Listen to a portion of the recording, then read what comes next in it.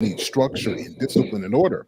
And I think that the thing that I notice is mothers who mothers who, if you look at the woman of noble character in Proverbs 31, and look at what she does. She was a working woman. If you look at that scripture, she was working. She was an entrepreneur. She was busy. She took care of the homeless. But if you looked at the theme of all she did, it was to the benefit of her home, to the credit and honor of her husband, to the glory of God. And what I'm saying is, in our culture, we value what we do to promote our careers, right? Very rarely do you hear people say, I'm doing this to save up for this purpose.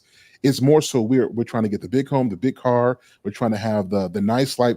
Put it on Facebook, boss chick, right? You could have it all. It's like, no. First of all, it's a couple things that we need to consider here as well. Kids don't just look at how you are as a mother; they look at how you are as a wife. Part of their worldview for relationships is how you are with the person you created children with. And what I've noticed, whether this is consciously done or not, women who are in the workplace end up taking on tendencies in a mindset that rival their husband at home. Right. So if she goes to work and she has a set of rules and responsibilities at work, and that's on her mind, a lot of women end up taking work home.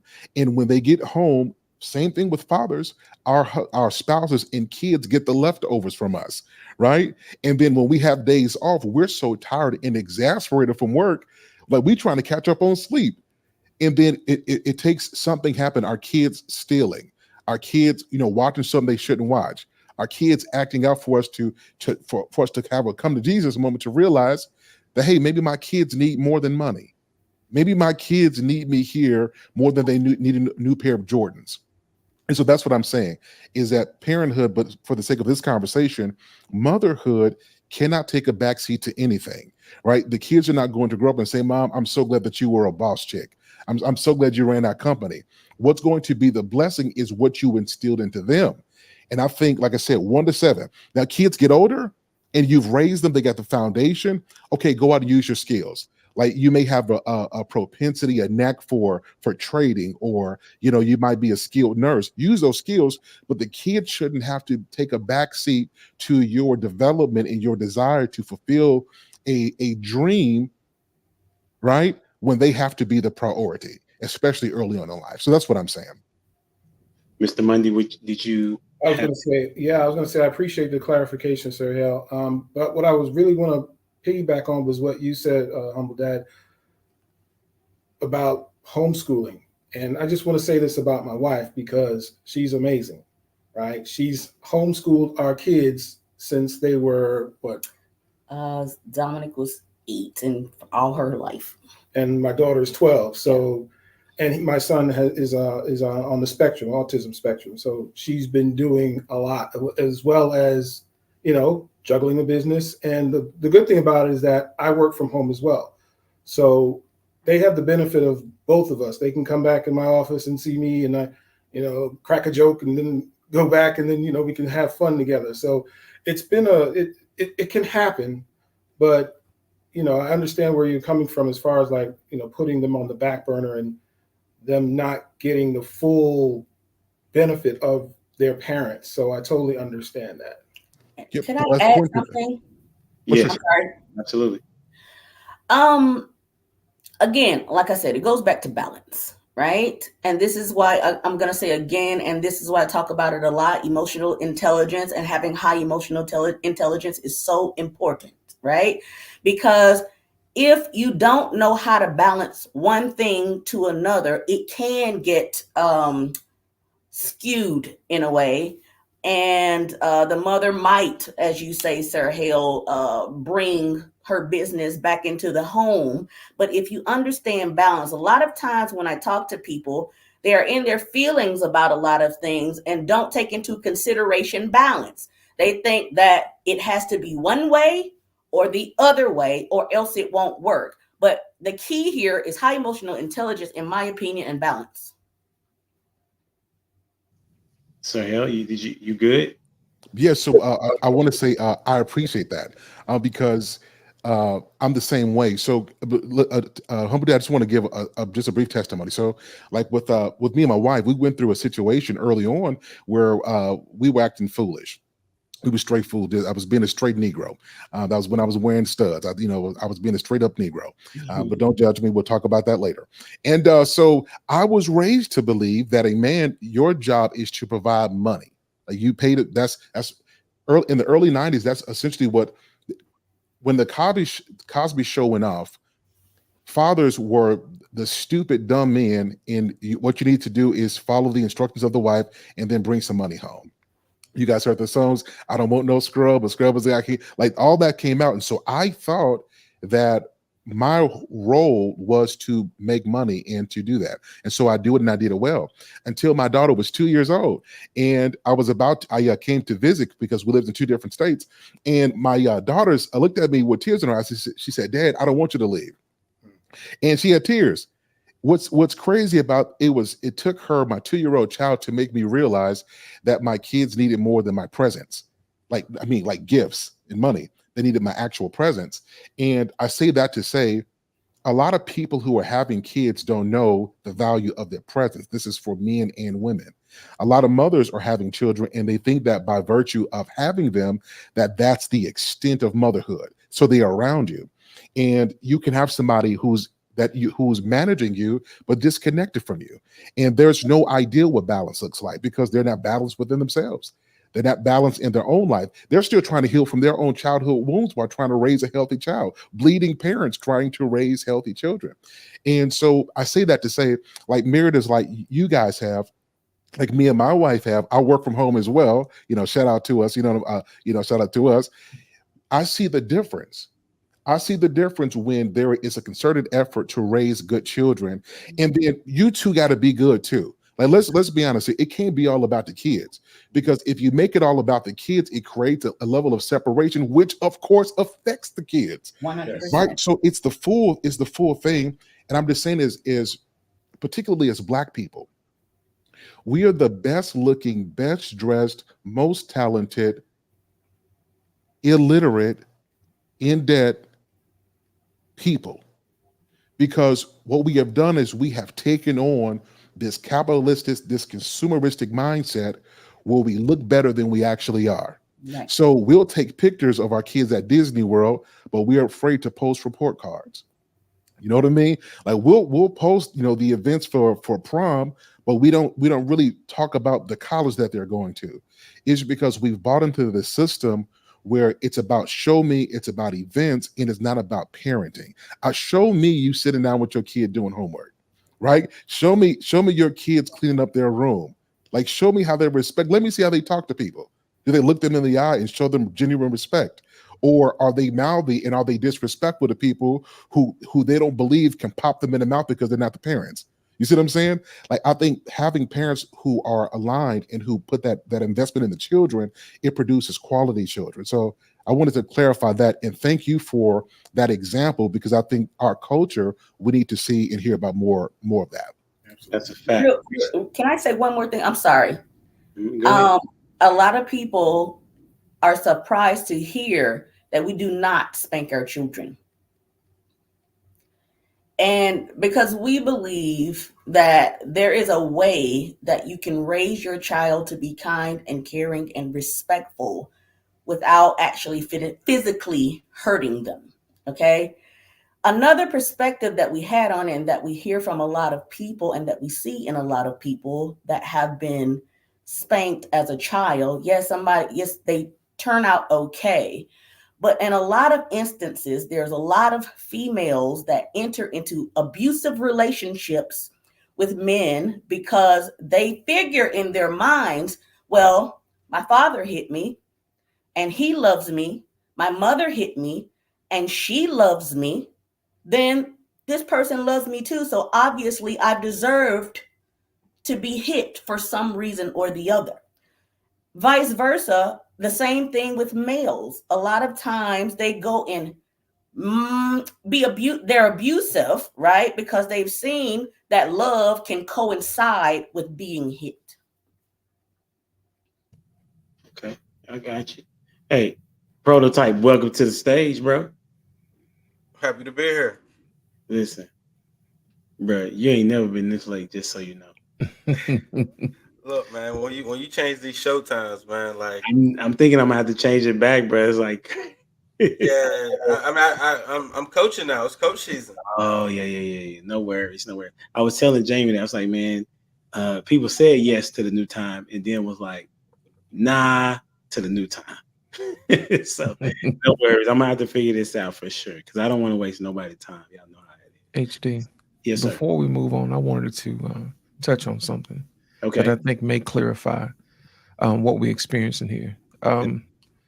There's a difference in raising your children to be the apple of your eye versus them being the conviction of themselves.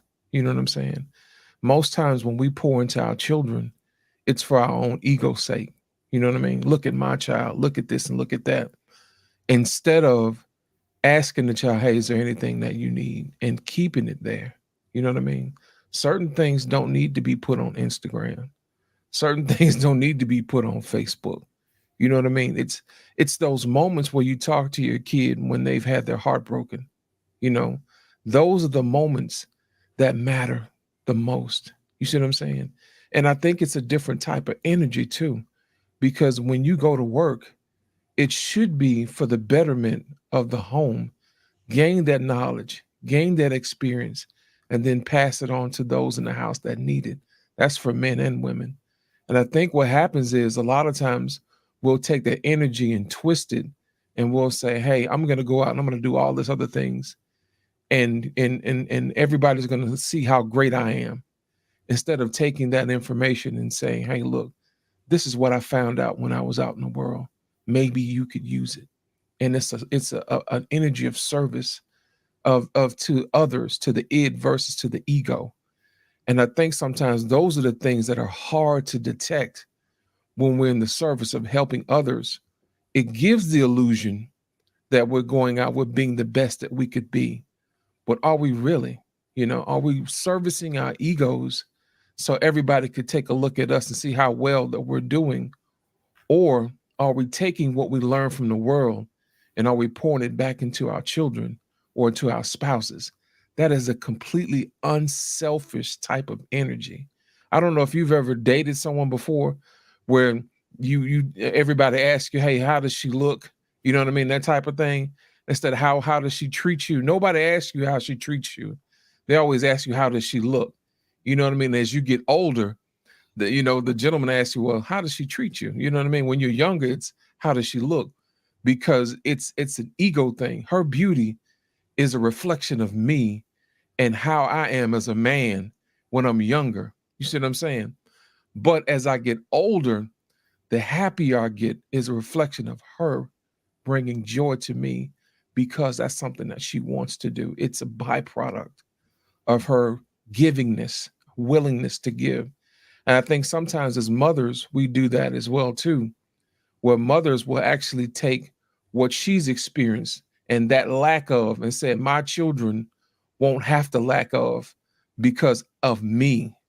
And it's that service of the ego that I think people miss instead of saying, hey, you know what? I'm going to go ahead and I'm going to use the experience that I had and I'm going to leave that and build upon what I've learned and give it to somebody else unselfishly.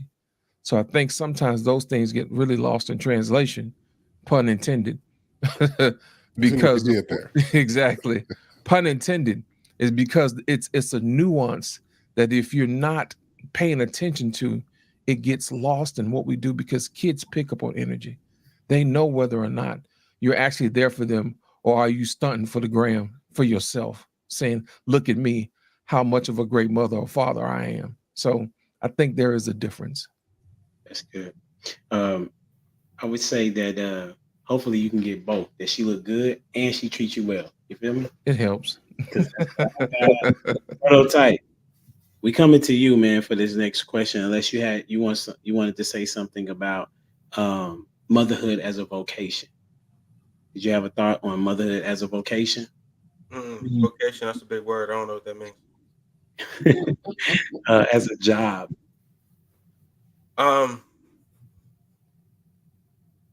I don't know. I can't think of it as a job. I know women do, but I don't think fatherhood is a job. You know, it's a part of me I enjoy being. You know what I mean? But I don't know if that comes from me not having a father, that I enjoy fatherhood so much. So I mean, I can't really speak to people who grew up with a father if they enjoy fatherhood as much as I do. Mm. Um, yeah. That's what's up. No, that's good. I think to add to that, I definitely find myself wanting to be the greatest dad ever. You know what I'm saying? Because maybe it's because of that, and I also at times, like I'll tell Kendra, I was like, man, I just don't think I'm doing well today at being a dad, right? Because I have a particular expectation of myself to make sure that I give my kids what it is that they need, and it's the presence of me in their space, which was what Sir Hale was referring to, and I'm connected to what some of y'all are saying, that uh, some women are not in that space of making motherhood the top priority, right? And if they would make it, we're not talking. I'm not talking about that you uh, start a business and then that's how you navigate trying to have more time with them. That's not what I'm saying. What I'm saying is make it a priority to be their mother first before your career is the most important thing. Because if we talk about it from Proverbs 31, hey, she was grinding. You know what I'm saying? If you go So read to kind of why add you to that, bro? Oh, because I kind of wanted, I don't want to lose the point. He was making a point about women thinking motherhood was a job, mm, and how before you go off and like what a Proverbs 31 woman is, okay. um, I find more and more that women do think of motherhood as a way of provisioning. I don't see women really wanting to be mothers. They look at it as, um, I'll do this for you if you take care of me, right? So they're only being mothers to become provided for, not I see become. you as a meal ticket. Yeah, they're not becoming mothers because they really want to be mothers. They're becoming mothers in sacrifice of providing for. You know, if nobody can provide for me, then I'd rather just get my own bag and not have kids ever. You know what I mean? Like now we know there's a biological clock at maybe at play. Science says that they are, you know, subject to them wanting to be nurturers and XYZ. But for the most part, I don't really see that mothers want to be mothers at all unless it comes with a certain provisioning.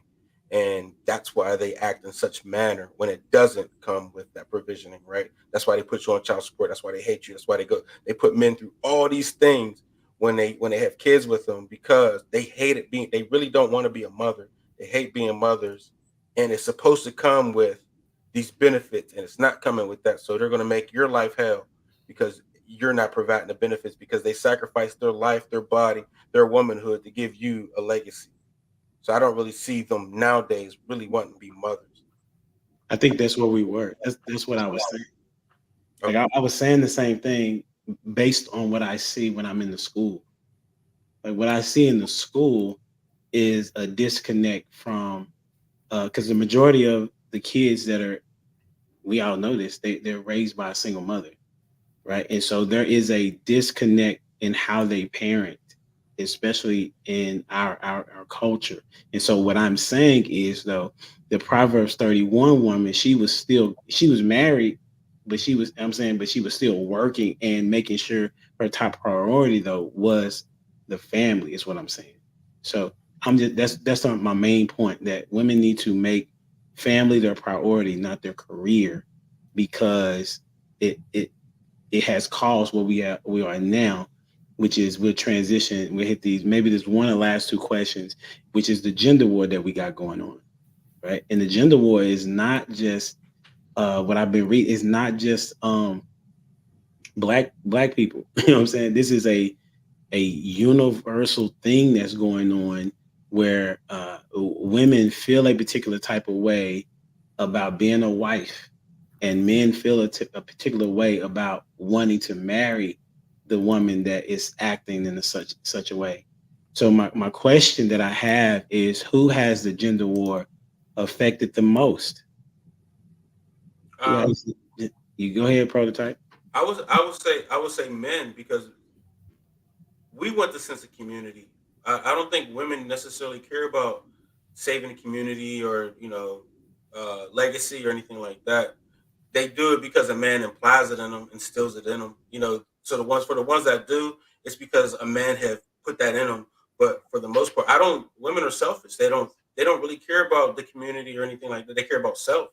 So whatever's going to get them the best life.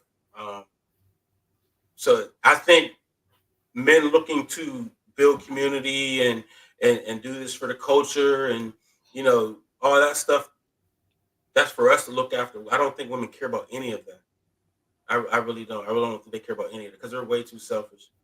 You know what I'm saying? So I wouldn't even say, like, even my grandmother's generation or my mother's generation. I can't even say it's just us, our generation and beyond. I really don't recall women truly caring about a sense of community. It's really the man's job, and when the man is not putting that at the forefront of his mission, then that's when everything else goes downhill. But women are only doing these things just because if they're getting taken care of and provisioned, they're always survival of the fittest with them. Okay, got you. You got strong statements tonight. Who you got going next? Let's go with Ed Shawnee. Did I say that right? Shawnee, It's Shawnee, yes. tell me the question again. The question is, who has the gender war affected the most? I think I agree. It has affected men the most, but I agree for a different reason. I I believe that women are some of the most unselfish people on the planet. And because of that is the reason that they are pulling back and this 4B movement is going on in the first place. Okay. When you come from a place when you're not the oppressed, right, in a relationship, you can't sometimes pull back and understand where the woman is coming from, because you have to understand this goes back to women having to have men in their lives. They don't have the options. They did not have the options to make money for themselves. They did not have the options to have their own bank accounts, their own credit cards, their own property. They didn't have the options to do that. And they had to take whatever they were given by the man. So because they relied on them. They needed them literally. So when you're in that position, and then there's a bunch of men that got to do whatever they wanted to do, and they did. So when you're in that position and you're a woman and you have a full mind and you're an intelligent individual, that is an oppressive state to be in, especially when you have no choice. So quite naturally, a person is going to rebel if they are not being treated in the way that they should be treated. They are going to rebel when a person gets to do whatever they want to do to them and to their household, and they have to take it. Quite naturally, a person is going to rebel against that, especially if they have a certain level of intelligence and recognize the unfairness of it all. These women movements were not about equality per se. It was about the unfairness of their station in life. I'll pass it to my husband. I think it's affected men the most. And my reasoning for that is that men, kind of piggybacking off of what she said, men have always had the power, right? We've had the authority over. Women were men's property at one point. Men could dictate everything that went on in their household. And so I think it's more of a power struggle now. I think women are starting to, and this is based off of the people that we talk to. We literally talk to hundreds of people all the time. This is about women wanting to find that power that they know that they have and that they feel that they're missing, because men traditionally, and I'm sure you all could agree, have had the rule. Now that can go back to biblical times, because that's how it was back then, and continued throughout the ages, that men were the head of the household. But women are starting to see now that they are a part of the household. They are an equal partner in the household. And what they do, granted, it does not generate a paycheck, it is a lot. They clean. So you think about it, all the hats that a woman has to wear, especially if she's a mother. She's the cleaning crew. She's the teacher. She's the chef. She's she's part of the maintaining of the home. She's the manager. She's the chief operations officer of the household. She's a wife. She's a mother. Those things carry value, in my opinion, in our opinion. Those are valuable things. Can they be quantified with a dollar amount? No, not really. But if you wanted to do that, you could, based off of the roles that they have to play within the household. And so I think it has affected men the most because first off, it's come on so fast with social media. Had we not had social media, this wouldn't have happened this fast. But the speed and the velocity of the change that's been taking place has affected men the most because they haven't had a chance to adjust to these changes and these big asks that women are asking of men, which is to show us that we are an equal to you. And so I don't think it's to counter your comment, Prototype. I don't think it's that they're selfish. There are selfish women, just like there are selfish men. But I think it's more of a power thing. They want power too within the household, or to be recognized as part of the team and not someone who is an employee or someone who is to be lorded over. So that's where I land on that. That's what's up. Did you want to respond, Prototype? Yeah, am I still lagging? Okay. Yeah, a little bit. Yeah. So I mean, I don't think men have a problem with equating women to, with power in the home or anything like that if they acted like it. You know what I mean? Like, they still want a man that's going to lead. They don't know what they want to eat. They want a man to pay all the bills. Like, if you want power, put equal equity into this thing. You know what I'm saying? So you got to do your share. What I'm supposed to just give you power, and you don't got the same blood, sweat, and tears I got in life. You know what I'm saying? That I've invested. You know what I'm saying? Y'all just want to come in and eat good, have a nice place to sleep, heat, water, and all that good stuff, right? But y'all don't want to put no money to it. It's wild to me that we're supposed to just hand over all this power to you guys that we've worked for. You know what I'm saying? We don't mind taking care of you guys, but how you get in here and be like, oh well, your bills is $1,000 a month, and they got $25 to give to it.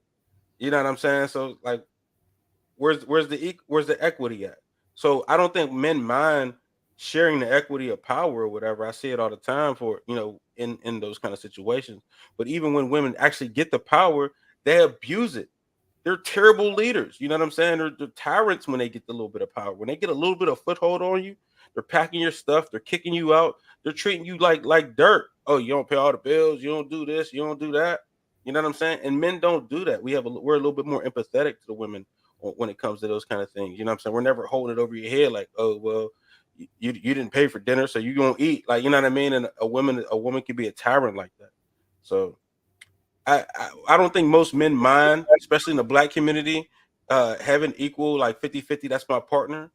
But when we look to a woman and be like, hey, help us think through life, and we're asking y'all questions about how to solve problems, and y'all just be like, you the man, you figure it out. How are we supposed to respect that and give you equal power? We can't, because we're adulting by ourselves. In most cases, and especially in my peer groups, like, women or just an older daughter. You know what I'm saying? That's how y'all act. You know what I mean? Like, I don't know a whole bunch of men who have an equal partner mentally. You know what I'm saying? And shout out to Humble Dad, who was like, at least his wife is funny. I mean, I know he feels a lot more about that, but most men feel like, oh, we're only good for entertainment. Like, that's, you know what I'm saying? Entertainment and food is how y'all treat us. So I don't understand where power come in at it, Go ahead, Miss Shani. What type of women are you normally dealing with? Because in my groups that I go with, these are not the type of women that these men have inside of their lives. The men on this podcast clearly have women that are doing just that. They have intelligent women, they have respectful women, respectable women. I'm not sure the type of women that you're dealing with and what you're used to dealing with, because to me that is ludicrous and absurd. I've never heard such a thing. I mean, of course I've heard it, but a lot of times you're going for these types of women that you see physically, that you enjoy being with, but they don't have the necessary mental and emotional mindset that you're looking for, right? So my thing is this: instead of I'm not sure if you're single or if you're in a relationship or married or what the case may be, start going out and seeking women that have this type of mentality. If you're going out and you're not having these women and you're not seeking the women with this type of mentality, then I say that you need to switch the type of women that you're going for. So I hate the notion that attractive people can't be smart, educated too. Like, I did not say that. that's basically what you're saying. No, Oh, I did not. you're I only said a going lot. for the No, I did look. not. I said a lot of women. You said you're going for the looks. Like, why can't I be attracted to the spouse just as much as her brain? It just so happens that even if she's not attractive, it's the same thing. It doesn't change across the board, and her education level really doesn't matter either. Like, I have people in my peer group that are married to lawyers, doctors, whatever, and it's the same thing. We're all like, hey, we got an extra daughter in the house. It's never and that's what women want to be. They want princess treatment, especially when you hear it on social media. They want to be treated like a princess, never a queen. They all want to be a princess treatment, X, Y, Z. Like, you know what I'm saying? No woman ever wants to like help carry the load or help think. I think in the Black community, we're looking for that. But women be like, I'm not your mother. Oh, now you're my mother because I want you to help me think about a problem or not. Like, you know what I'm saying? There's so much things that come with it. Like, it's not what women are you dealing with? This is like our experience. So you can say that from your perspective of who you're dealing with.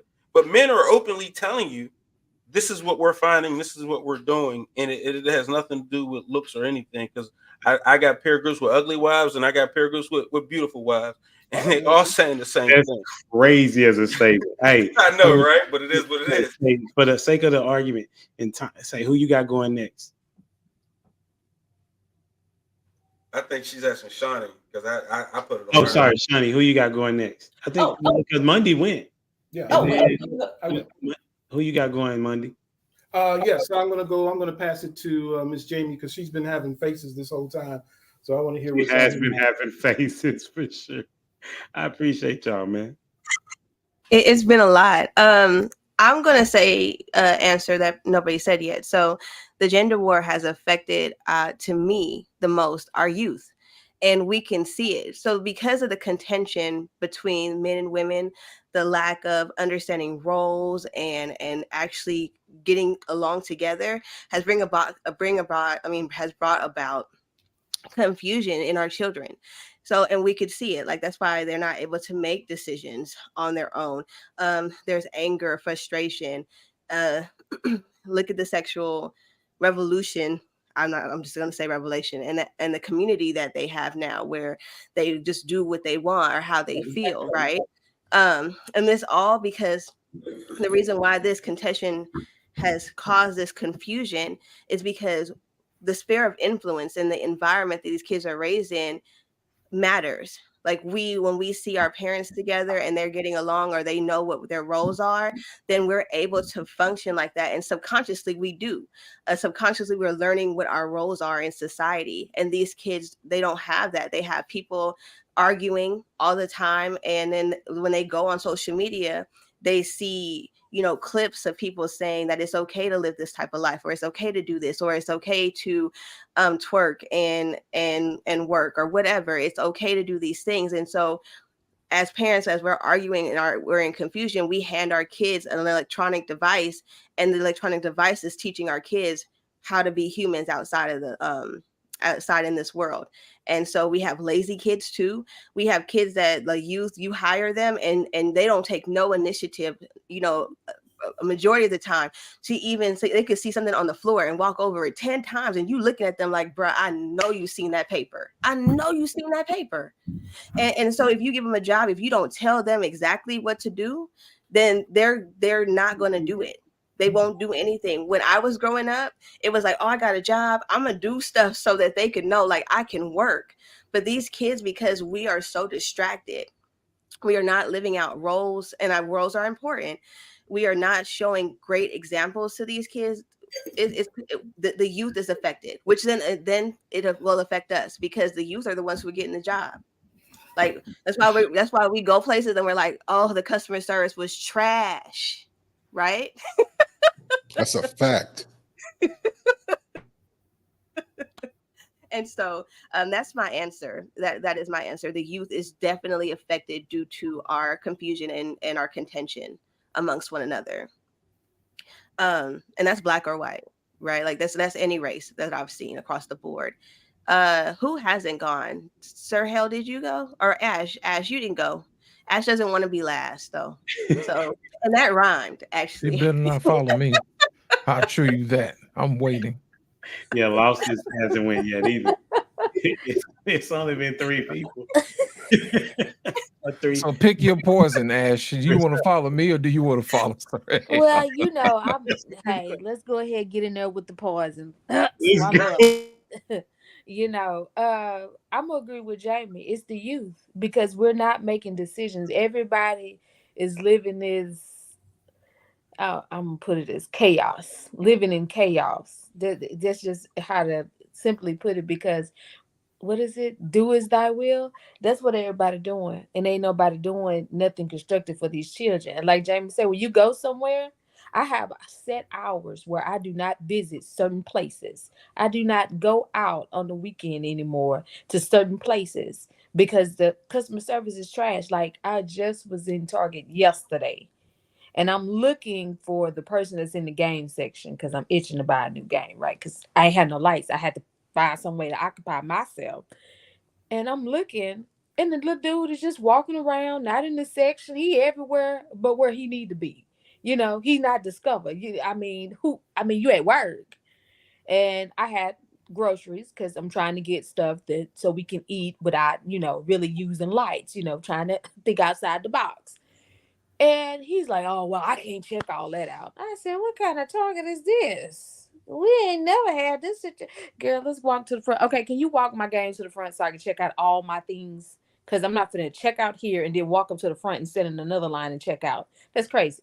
So, it's our youth. It's like you rather stand around, get paid, and look at your phone all day. That's not what you're here for, And I believe it's us because we have got this lax and, oh, when we come to work, we don't have to do this. We just got to entertain for the paycheck. No, like give us quality customer service. That's why we're here. That's why people like me, I hate going in the store. Like come school shopping, you will not catch me in the store unless it's for shoes. And then you still might not catch me in there because it's like if I'm trying to converse with you or ask you something, at least know what you're talking about.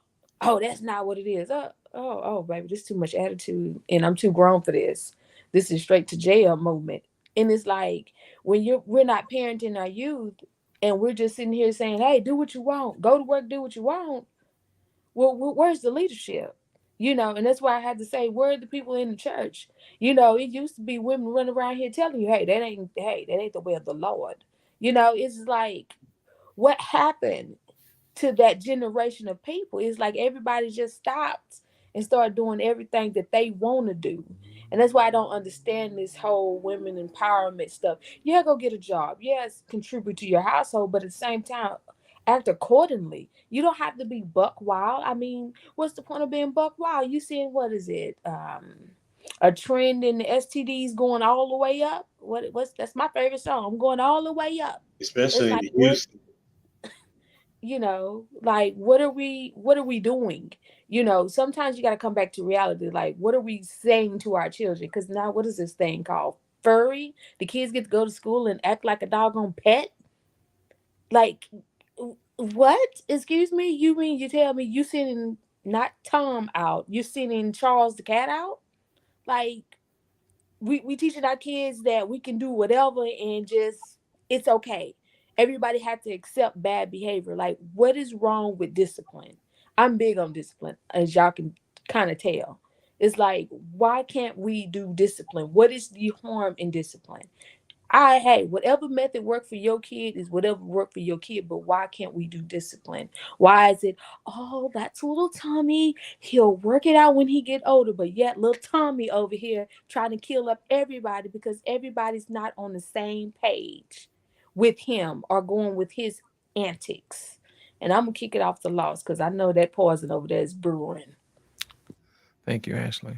To answer HD's original question, who has the gender war affected the most? I'm gonna be the one to go out and say it. It's the women, and I'm gonna tell you why. There's this line in the Bible that gives us a clue to what's really going on, and he said, God told Adam, "Who told you you were naked? Who told you that you were not enough?" I think women have been sold a bill of goods that they're not enough. And to me, I think that's the insecurity that the enemy plays on women as if they're not enough. They will tell women, if you buy this, you'll be more beautiful. Or if you get this job, you'll have more respect. If you do this, then you'll do that. When God put you on this earth, he already gave you dominion over everything. So who told you you were naked? I think a lot of times, man, we have to get back to realize exactly what's going on. The reason why I say it's women is because men are not affected by what somebody else say, so to speak, because we deal with that a different kind of way. You know what I'm saying? Either we handle this like some gentlemen or we can get into some gangster stuff. You know, that's how men handle things. But for the most part, we're diplomatic because we don't want to come to fisticuffs, you know, because at the end of the day, we're going to wind up going to get a beer anyway. You know what I'm saying? So the reason why I say it's women is because men so much fundamentally haven't changed. Men still want to provide. Men still want to do the things that men do. They still want to take care of their women. But for some reason, someone told women that they were naked.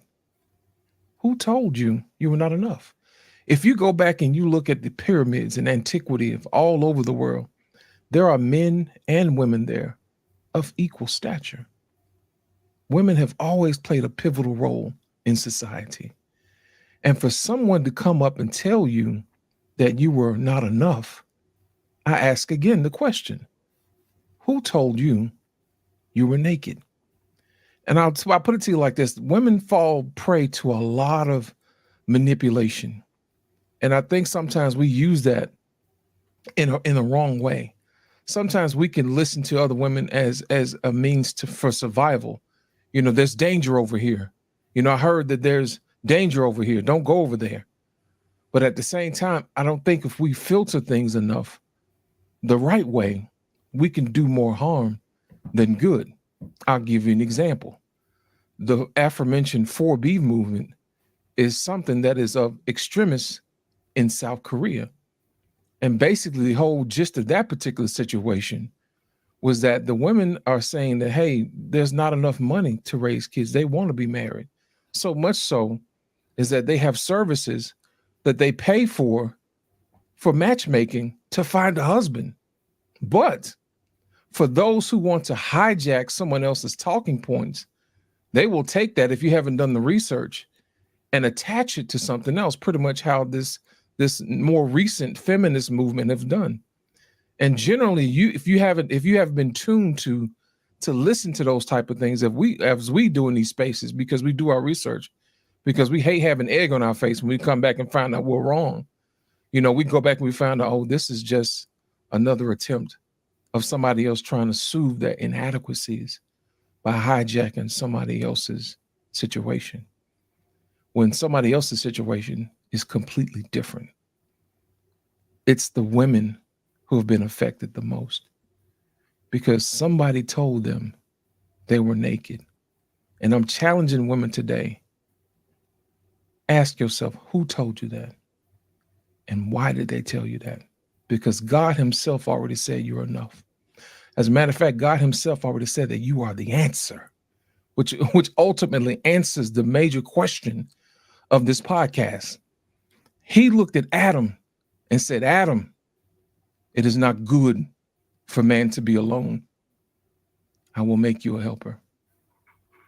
And he gave woman the right to be the answer. He told you that you were enough. So again, ladies, who told you you were naked? Sir Hal. So I've enjoyed everybody's answers. I need to take the temperature though. Is everybody in here Christian faith for the most part? We're not For the Christian. most part. No Christian faith. Okay, yeah, because He was raised Muslim. I was raised Christian. okay, yeah. So I'm kind of understanding some of the dynamics and what we talk about. So here's my answer, humble dad. I agree with the majority of what everyone has said, but we're so broken and we're so ununified that we can make a distinction between who is affected the most. You know, if you're shot in your leg, your leg feels it, but your whole body does. When you're connected, there's no it affects who more because we're unified. And I think this speaks to where we are, particularly as Black people, that this is the crux of how arguments begin. We start trying to quantify who has more hurt. So women are suffering more, men are suffering more, the kids are suffering more. And then once we have that mindset, we start to put all the attention to assuage and to soothe the pain that the one party is speaking of, whether or not that pain is justified or not. And then somebody is neglected because we are so busy isolated instead of unifying. So in short, my answer is everybody's affected. It's impossible for me to love my wife and her hurt and I not hurt. It's impossible for my sons and my daughters to hurt and I not be affected by that. And I think this speaks to our deep need to reconnect at a level that's deeper than these political phases that we're going through that weaponizes movements, that takes on the worst of people's situation, and then we marketize it and then we call it suffering. Let me just be frank. America has a way of sampling culture and making it our own because it creates a narrative and we get a chance to market to you, right? So if I market oppression, then now I can tell you there's a certain way you need to go get all these degrees and spend $30,000 on a degree and be in debt for years on a degree that you'll never use. You see what I'm saying? Because you've taken suffering and you've marketed. Black people, we don't got time to be looking at who's it affected the most. It's affected us all. If my wife is hurt, I'm hurt. If the husband is hurt, wife, you should be hurt. We got to get back together as a family. When one hurts, we all hurt. And it's no longer about, I need you to cater to me. I cater to you. We got to cater to one another, and we got to let the healing begin. That's my answer, Humble Dan. I'll pass it to you. Yeah, man, that was good. I was transitioning to think about the question. I was on the side of that. I understood everybody's position. My first thought process was that it was the children being affected. Then I was like, okay, the men are being affected. Then I was like, okay, the women are being affected. But if I'm in that mind space, then that obviously means that everybody is being affected, because when a war is taking place, everybody's going to get hit in some particular magnitude, right? Whether it's the man that went out to war, he's gone. The wife is affected because she now has to take on the burden of him not being there, and as well as having to deal with the grief of herself as well as the children, right? So if we look at it from that disposition, everybody is affected, and everybody may be affected differently, and so what has happened, as I'll transition to the last question, what has happened is that the advertisement of the media towards the woman has been similar to how the devil did, right? The devil did not attack Adam. He attacked the woman, even though Adam was there.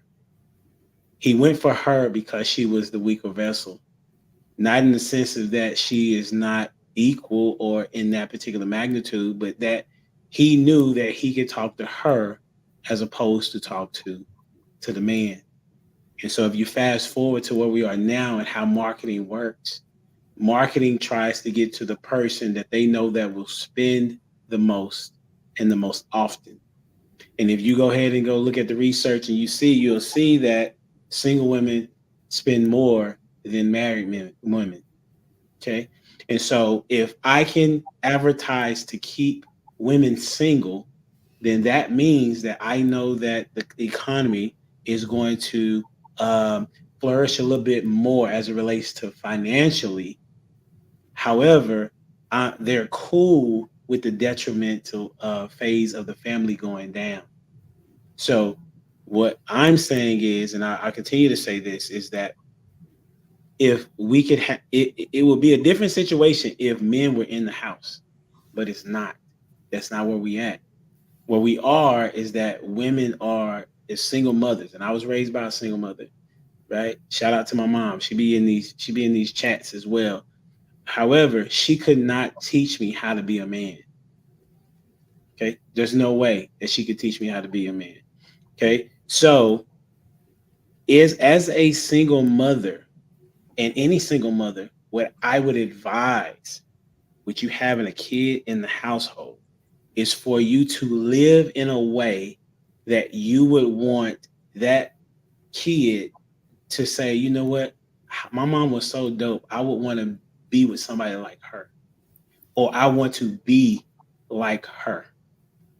But however, what's going on right now, that a lot of women are on this rampage of, I'm independent, but I want to be married, and I want to have a man take care of me, but I don't want to do wifely duties. Like, that's what's going on in the space.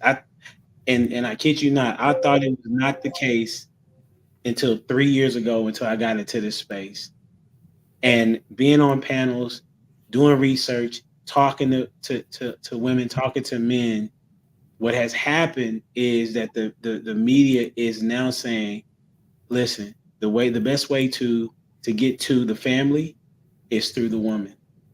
They did it when what was it? Civil rights took place, when feminism took place. That's what is going on right now. And so I'm saying that the answer to us right now is obviously to come together, but we got to say, where's our pain point at? And our pain point right now, and what I've seen, is that if women would say, you know what, I told you this before, Jamie, if women would set the standard. Hello, Miss Shani? Oh. If women would set the standard. Me? Oh no, you was me. I'm sorry, you're trying to get the charger. Oh, no worries. Okay. Okay. Would set a new boundary of what type of man can enter their space. Dudes have to change. We have to change, right? I don't know if it's what's his? He's a kickboxer, real famous dude, real kind of buff. He just recently got married. He's semi-famous in the Black community. He probably like a C-lister, and he was talking about how he knew that he did not qualify for the woman that he had, and he had to change his behavior, and he had never been faithful to a woman before. But because of her disposition, he had to change. The reason why it's like that now is because women are in control of who they date. Prior to, they had to come through the dad, but it's not like that anymore. So women women that are not from a place of being raised by a mom and a dad, the game has changed. And so you have to change your boundaries. You should not let a dude into you without being married. You should not let a man even enter your equation if he don't talk about marriage. If he not led by if whatever the religion is, mine is Christianity. If he not led by somebody of spiritual substance, it's going to be hard for him to be a moral, upstanding dude. So with that being said, I'm going to end the show like this. And y'all gonna keep it short for me, okay? Because I already been on my high horse. And since we're talking about women, this is all I want. I've already said my piece. You say yours. How can women help end the gender war? How can women help end the gender war? What you got, Jamie? We'll go Jamie, Ash, Lost, and Sahel. Well, it would be applying the things that you had said, but also creating spaces for women to hold women accountable, right? So seriously, like really, being like, hey, I thought you said you weren't going to date that type of person no more, sis. Why are you doing that? Like really teaching one another how to have a higher standard and sticking to it. And that's it. Really, it is really investing in one another and wholeheartedly, without like ulterior motives or unhealed, trauma, and you're pushing that off on your sister, and you're like, you don't need a man, you're trying to keep them single too, but trying to teach one another how to be wives. First, how to submit to Christ, because if you're not able to submit to Christ, you really won't be able to submit to your husband, right? And so taking your relationship with your creator seriously will ultimately teach you how to be a wife and to pick the right man, like, and how to, when he says that he found you, to know that that is the man that God sent. You know what? I'm gonna add one more thing. That a woman should be so hid in Christ that he has to find Christ to find her, right? It's that covering and that protection to be under the shadow of the Almighty. And therefore, by being under that shadow, that also helps train the women around you, and then your husband, and hopefully men do the same thing too. Again, but men will have to step up, because there's not going to be accessibility to women like it is now. I guess my question too, and this is my throwing out there for men, is how do we, the women that are women of the night, right? Like, how do we like stop that? You know what I'm saying? Like, it's kind of, I'm just trying to figure out, like, what do men have to have a standard too in this? Is it just going to be? We talked about that last week. Okay. So we're gonna go. We talked about the men's position for the past 2 weeks. Okay. What guys need to do. Remember, to answer that question, we talked about specifically. We said, dudes, y'all need to stay off these sites. Right. We talked about that. We said, men, you're giving women an out. We talked about that. Okay.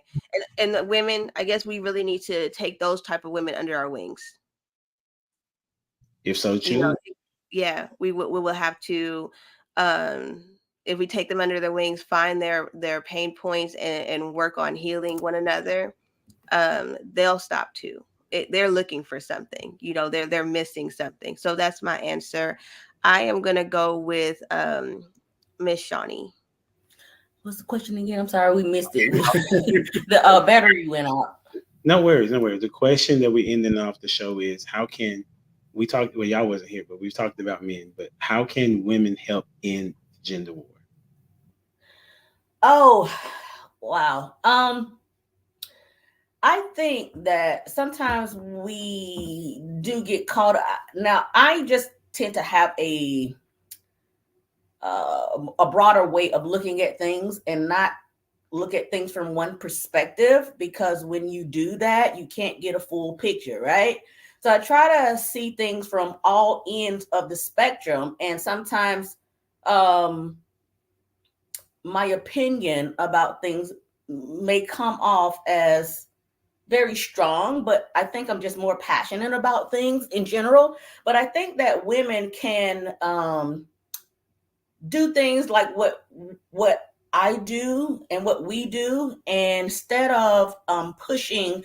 We talked about 4B on our channel, but it was only briefly, right? Because we didn't want to perpetuate it and keep it going, because there are some very lovely people out there, some very lovely men out there, some very lovely women out there. But that does not negate the fact that there are people with a narrow, one-sided perspective on things that keep people butting heads against one another. So what we do is try to put out positive things that people can do in relationships. And I speak about positive things that people can do in relationships in general, from both sides. We try not to make it a woman-man thing, because when you do that, here come the men fighting, then here come the women fighting. So we try to make it a thing that both sides can do to make relationships better in general. And I feel like if women speak up a little bit more on the positive attributes of marriage, and people that are in positive and good relationships with men like the one that I have, I think he's positively the best man on the entire planet. I might be biased, but that is just me. I think if we speak more to positive relationships, the positive attributes of the men in our lives, I think things can turn around a lot better. But a lot of our voices are not being heard. A lot of times when we are pushing positivity, we are getting pushed down and not getting shown by these algorithms, because they would like to perpetuate what do you call it, the negative, right? Because the salaciousness of everything, because it sells, right? It gets people all fired up. But I feel like if we collectively, like you guys, are pushing out a more positive material, that will help people see things a little bit differently. That's what's up. And just so you know, nobody takes offense to anything what you say and who you are. This particular place is, I've designed it to be for you to say what you want to say, and as long as you are saying it respectfully, that's all that matters to me. So, in the dialogue is always welcome, even when, because people grow when there's a disagreement more so than you're always on the same page. Indeed. Yes. Yeah, Right. absolutely. I think you're gonna go ahead. You want to choose somebody? Sir Hill. Oh, you gone outside the box? Okay, That's how I do. that's what's up. So, so I want to give everybody a disclaimer. I am a traditional man. I want to set this out so you guys don't look at me and think that I'm being chauvinistic or anything of that nature. I'm a traditional man. I'm unapologetic about it. Women need to be quiet and Just follow. apologize for it, sir. You literally just apologize. Yeah, women need to learn how to submit and follow the man that's in their life, and quit worrying about power struggles. Power for what? Like, what do we need power for? What do you need it for? Like, what are we gonna do with this power except for struggle? And who's gonna be the lead? Who's gonna be the head? Women have to get to a place where if you want a man, quit being one. Let your man be who he is and lead, and find some value in substance and in some joy in being a woman. If you have a strong man, the way women weaken men, she is the closest thing that can make him be insecure or to make him confident. And if you want to end the gender war, just stop fighting. Why do we have to go and fight the world and fight at work and fight to be something, fight in our blackness, fight everybody, and then come to fight with you because you have an inner conflict where you feel you need to have power to win? What? To win? What are we using this power for? Who is this power against? Ladies, I need you, I need my ladies, particularly my Black sisters. Y'all have sold in and bought into this rhetoric that is dangerous, making you feel, you talked about Eve. The thing that the serpent did to her was made her believe she needed more. She had everything. She didn't have a job. Her job was to make sure that the one was working was good. Everything else was taken care of. But she had to know some more. She had to have some more knowledge, had to know some more wisdom. And then as a result of her messing up, because she has the influence over her husband, man has the authority over woman, but women have the influence over her man. She influenced him to do things that he shouldn't have done. I want my Black women to be okay with being women, to be okay with being loved, to be okay with being soft. And this does not mean that you can't be soft or intelligent or educated. You can't be industrious. It just means that you're not supposed to be who you are against me. There should be some pride for you to say that you're my wife.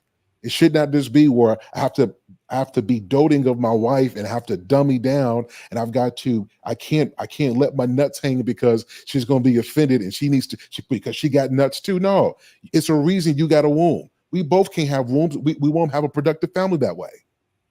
I need our women, particularly women of faith, to have faith.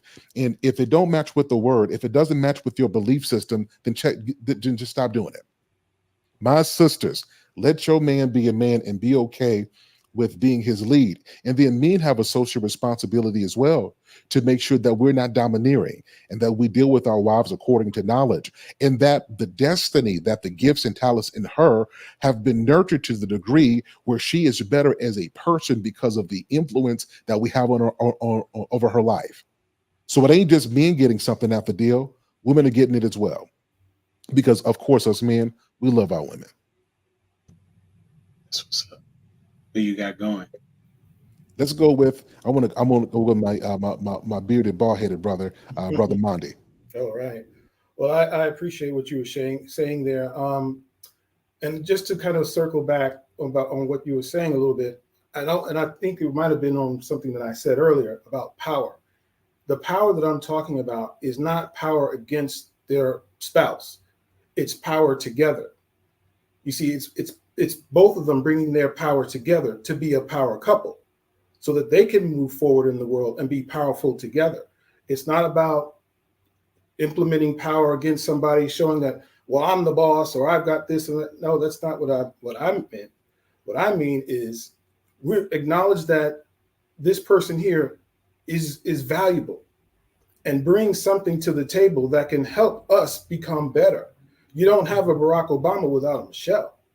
You know, you have to have somebody there who is, you know, for lack of a better term, because I'm an amateur in the Bible, but equally yoked. You know, they have to be right where you are. I have that. I have a partner.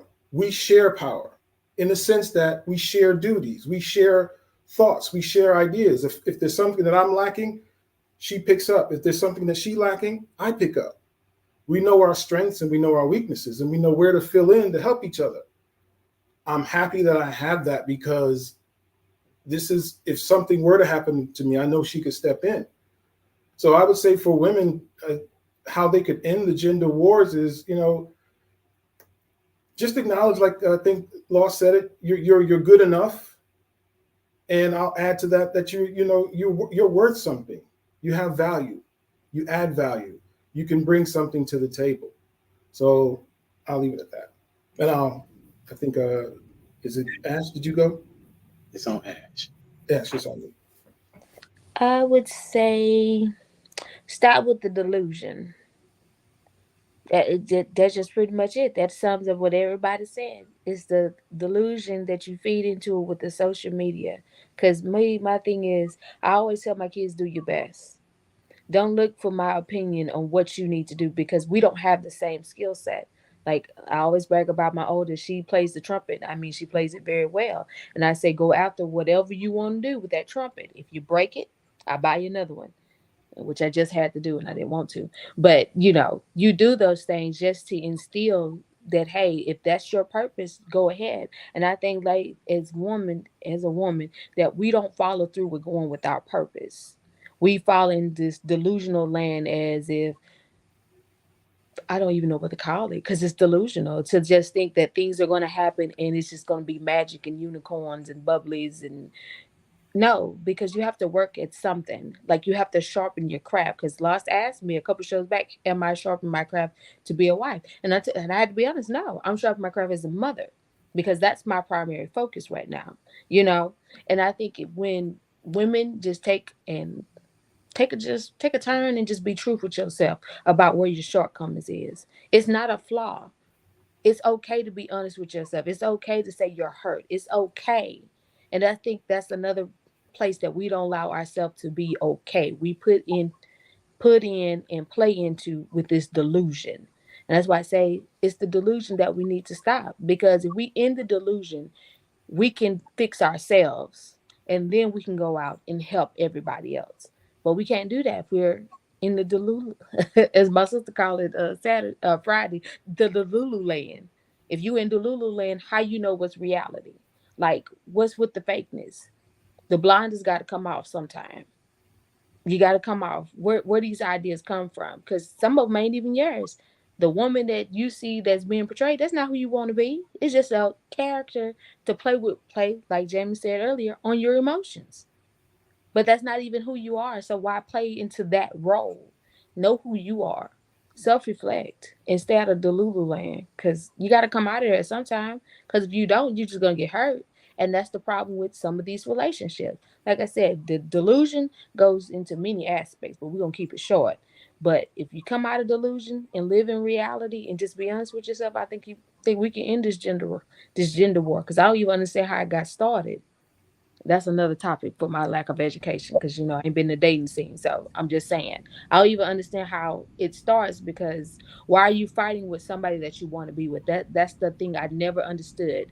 Like, how you going to be with this man, but you're fighting over finances, the kids, the food, whatever, when neither one of y'all have invested any time. Y'all just invested in the pictures. Again, the delusion of having a good relationship, but nobody's actually doing the foundation, the building of the relationship. And who didn't go? Lost? No, everybody went. Oh, I was last and didn't even know it. Yeah. Last shall be first. I don't think Lost win. Lost, you didn't go on this? Oh, That's my what I'm bad. saying. I thought Lost I would only go. speak when I'm spoken to, sir. That's my fault, bro. Go ahead and wrap it up with put a bow on it. Listen, one of my favorite movies is 300. And when Leonidas met against with the other clans that he wanted to war with, and the guy looked at him, he's like, "You only have 300 men." He said, "I got more than what you think." And he looked at the other guy, and Leonidas looked at his arm. He said, "You, sir, what do you do?" He said, "I'm a farmer." And looked at the other guy. He said, "You, sir, what do you do?" He said, "I'm a carpenter." And then he looked over his Spartans. He said, "Spartans, what is your profession?" And they said, "Oh," you know what I'm saying? Yep. Those guys knew who they were. They knew that they were warriors. You see what I'm saying? They knew what their profession was. So to answer the question is, how can women help the gender war? Be better wives. Be better women. You know what I'm saying? Be better mothers. That's what you're good at. You see what I'm saying? That is your profession. You know what I mean? I always say that men make terrible wives and women make even terrible husbands. You know what I'm saying? And Ashley, I tell you, I say this all the time. I say selfish women shouldn't be wives. And I'm going to tell you why. Because they will take the focus off what's more important, which is the family, and take it and put it on themselves. Well, how does that service the family if the ego for the wife is always being serviced? You see what I'm saying? And I would say that with men as well, too. How can you be a better leader as a man if everything goes to you? You know what I mean? But I think it is something ingrained in men where they want to do for the family. Nobody questions it.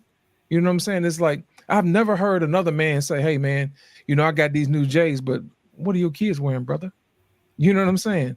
How are you taking care of your family? We will quickly check another man and say, "Hey, man, how your family doing? Why are you out here messing around?" You know what I'm saying? How's your wife doing? We'll kind of check each other, but I don't think most times women don't do that. It's like, girl, you better have a backup plan, or you better have some money stashed aside in case things don't go right. You know what I mean? But my thing is this: I think you should probably be better at customer service at being women. Think about it.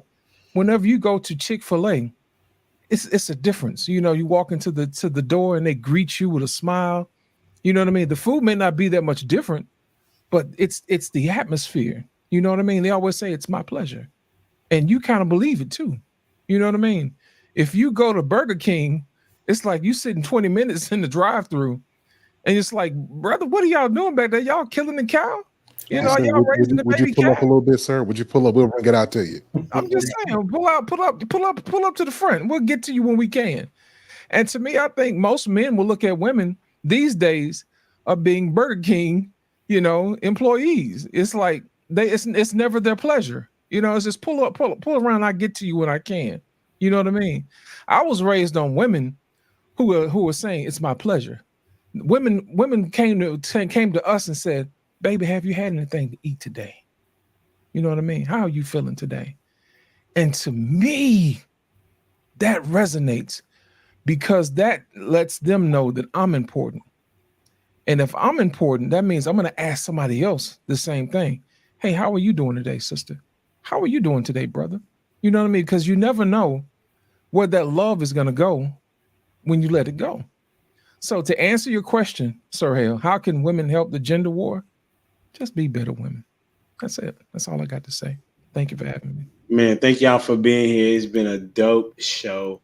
Y'all have been marvelous and wonderful. Thank you for your time. Hey, make sure y'all check out Lost in Translation on every syndication in these streets. You got Sir Hale Speaks. He's always posting something on IG or the YouTube for sure. I think y'all doing a conversation with women, aren't you?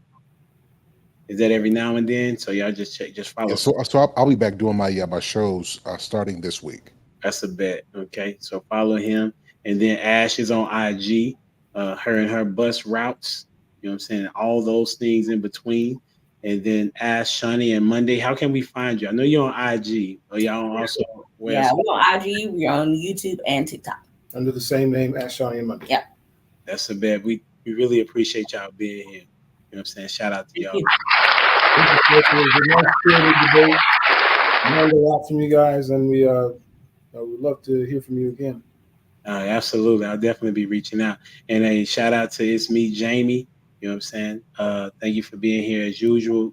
And y'all can catch her on TikTok, Instagram, YouTube. You know what I'm saying? She sends out daily, I guess, inspirational pretty much every day. So shout out to her. I really want to thank y'all. It's been real.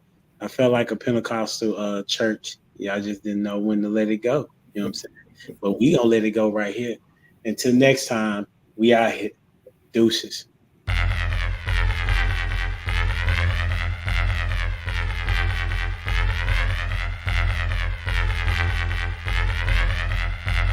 The boy is dangerous.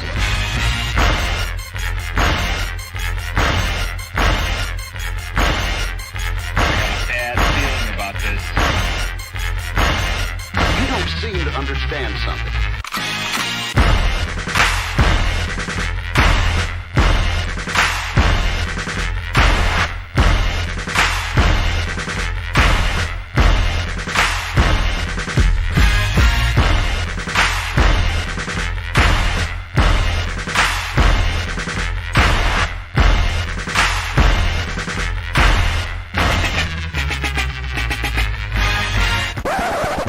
The thing that I like most about being a dad is that I see that I'm about to impact the world.